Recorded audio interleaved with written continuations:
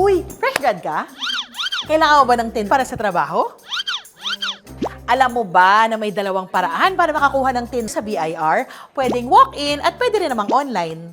Kung gusto mong online, para hindi mo na kailangan pumila, pumunta ka lang sa official BIR website under e-services.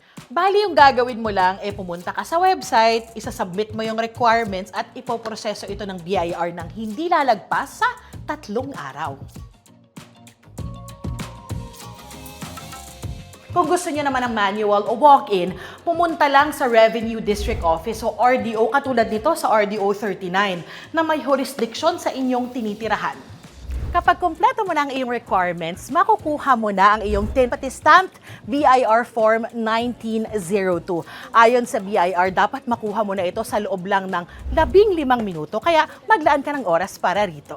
Libre naman ang pagkuha ng tin, online man o walk-in. Pero alam ba ninyo na sa tala ng Anti-Red Tape Authority noong 2025 ay pumapangatlo ang BIR sa pinaka-inirereklamong national government agency sa bansa?